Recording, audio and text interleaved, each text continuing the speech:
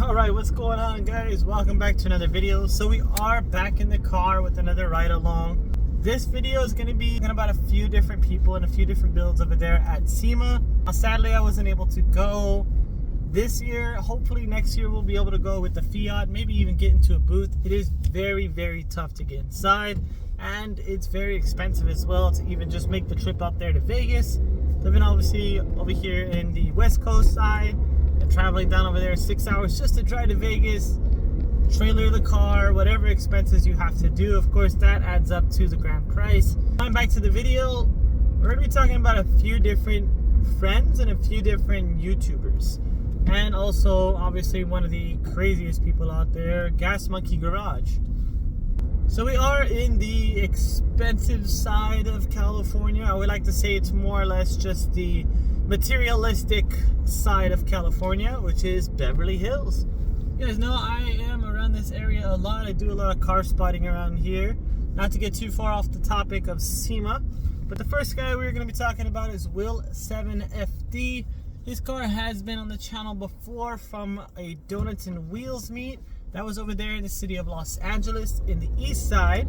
They had a Cars and Coffee at an old breakfast joint, so that was pretty cool. Now since then, he did have his RX-7 completely done up, and actually the only RX-7 that is not a Vail side here in California. He decided to go with a Liberty Walk RX-7 complete wide body all the way around.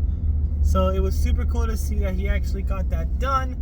Now, quick disclaimer, guys, these are not my clips. These are not, I'm not trying to steal anybody's media. So credit to everybody. If you guys know them, tag them in the comments below. I'm not trying to steal anybody's thing. And like I said, you can see all this footage out on TikTok, out on YouTube. It's all over the place. But pretty cool to see his car out there. Will 7FD done some stuff for his mom before. So respect to him. Now moving on to our second car to talk about for the Sema build that I know that's there is Brevis. This car is the Toyota Supra.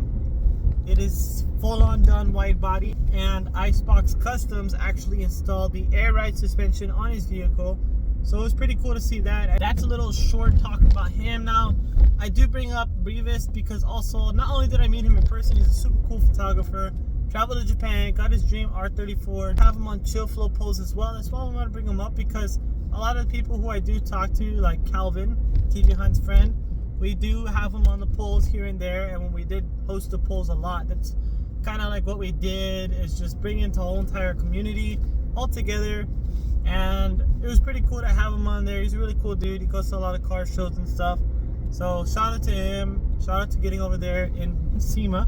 Now, he wasn't in the booth, but he was outside in the area. You guys can tell by the photos. So that was pretty cool. Now on to our third guy, Beefy. His Lexus is really cool. Has a really custom paint job to it. He was part of Team Hybrid before, left them for whatever reasons, and then he joined Team Elevate. Definitely a golden star per se for Team Elevate to have Beefy on their team, because his car is just a one of one. Definitely, it's crazy. The wheels on his Lexus are insane. The carbon fiber, it's a lot of carbon fiber on this Lexus, and it definitely does stand out for Sema build. So it's cool that he got his sponsors and he was able to get in. That's our three people that were friends, kind of like I talked to them here and there, and they made it into Sema. So congrats to all three of them. It definitely is a bucket list. It's definitely a dream come true to be a smaller person, get sponsored, and become a bigger person. When I say a smaller person, it's kind of like you don't really do YouTube as much. I know Brevis does have a YouTube channel, but he doesn't press it as hard. YouTube isn't for everybody, and I do it to show you guys, and also so I can look back. Oh, this is really nice. I'll show you guys really quick. Let's cruise it alongside right over here. So it's a little, what is this, a Wraith, I think, Rolls Royce. It's got the ecstasy, floating caps, all that.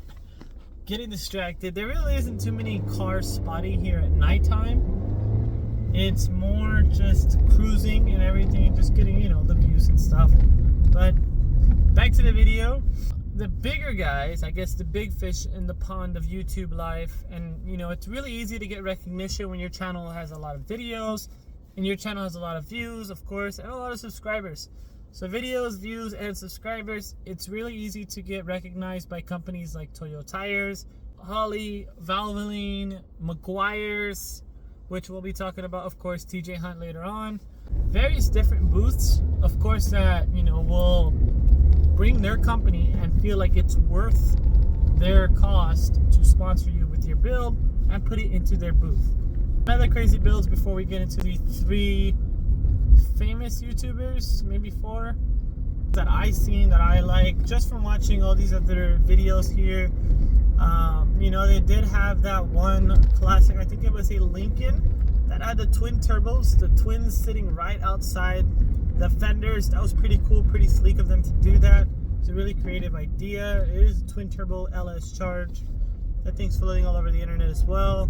There's various different vehicles, guys, that I wish I could have attended SEMA 2023 to show you guys, but it's something that's just out of the pocket. Next year for sure, there's going to be a lot more content coming up. I'm not too sure with SEMA, but it will be a very exciting trip. I'm just going to say that now. I'm not going to spoil it too much. Okay, so enough of me babbling over here. Let me get to the YouTubers now. So the first YouTuber I want to talk about is actually going to be TJ Hunt. Yes, that's the first YouTuber I want to talk about because he's grown a lot, so much, and I know mentally, like, YouTube is a lot to take into. It's a lot of considerations to be doing. So there's a lot happening in his personal life. If you guys haven't subscribed to TJ Hunt Clips, he does talk a lot more on that one. So besides that, he did purchase a BMW M4. I'm just going to say it like that so it's easier for you non-car people to understand. He did purchase that vehicle about 11 months ago, and he bought it and drove it from across country. I'm not too sure 15 miles on it. Where he got it from, but it was in that color of British Racing Green.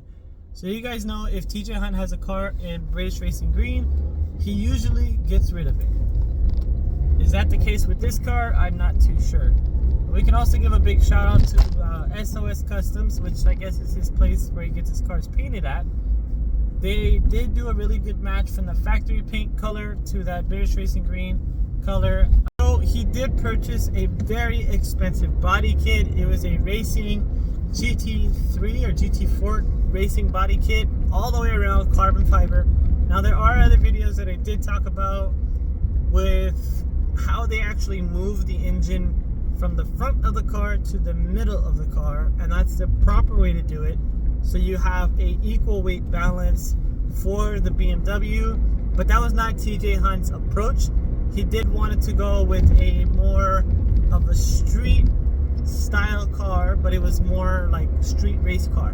He did say that it was going to be in-house. That means that it wasn't going to be done by any other company, that he was going to be the one to do all the fabrication work. He was going to be the one to do everything that was necessary to get the car where it is now. They cut the quarter, they cut the front end, they've cut a lot off of the vehicle. So definitely it was crazy investment that he bought the brand new one-of-one British Racing Green with the orange interior, brand new, and completely just did some work to it. He did a lot of different videos you guys can see, and he just completely destroyed it but made it look really good. Obviously his wheels are a little bit different, but if you think about a race car, even a rally car, their fitment, everything is never perfect. Race cars, carbon fiber weave, nothing's going to be 100%. So it's a race car, you know, it's not supposed to look 100% good. So still pretty cool to see that TJ Hunt pulled this off in just 11 months of ownership of that vehicle. So almost a year. He had some time, he had some crunch time, but he did have a lot of different things going on with the R34 purchases, making the first Supra manual drift car, first one with the stock engine. So it didn't have an LS, didn't have a rotary swap, didn't have nothing crazy. It was a stock BMW engine in that Supra that he took out to go drift. That was pretty cool to be seeing a TJ Hunt pull that off, of course, with his team. Now, talking on to our second YouTuber, Tavares. Tavares' McLaren P1. Wait! Alright, so as you guys seen, yes, not gonna give away too much. Definitely hit that subscription button. If You guys were given one shot and one opportunity to seize the moment. Did you capture it or just let it slip?